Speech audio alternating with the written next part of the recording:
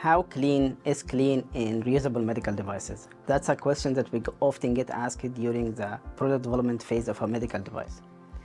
My name is Khaled Youssef. I am part of the bioservices team at StarFish Medical Toronto. I will be talking to you today about the cleaning validation instructions per the FDA guidance. Why, when, and how do we need actually to validate our reprocessing instructions?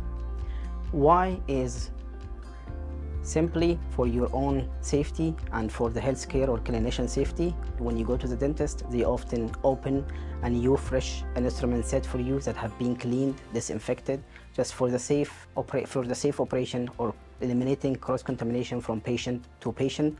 And the second is to comply with regulatory authorities like FDA. Like for any reprocessing instructions or reprocessing of a reusable medical device, there will be two steps: cleaning followed by disinfection, or cleaning followed by sterilization. And the cleaning part is to make sure that no organic soils or no organic materials are present on the surface. Disinfection is the process of destructing microorganisms from the surface.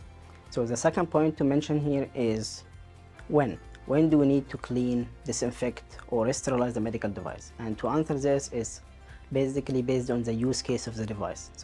And we follow the Spalding classification for determining whether the device is non-critical, semi-critical, or critical, based on the interaction with the patient. So if it's interacting with intact skin, the device is classified as a non-critical device, which requires cleaning followed by low-level disinfection or intermediate-level disinfection based on the use case. If it's a semi-critical device which interacts with mucous membranes, would require cleaning followed by high-level disinfection and preferably sterilization if possible. Thirdly, for clinical devices like implantables, it's cleaning followed by sterilization.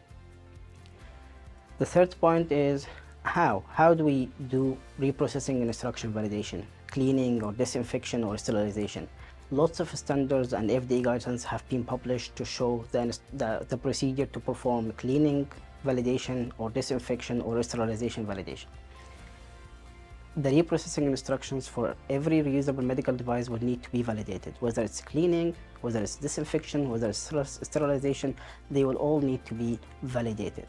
And once you classify your device, determine the acceptance criteria and follow the guidance specific to cleaning or disinfection or sterilization validation to perform the validation per the standards. At the end, I'd like to remind you that a clean device is a safe device.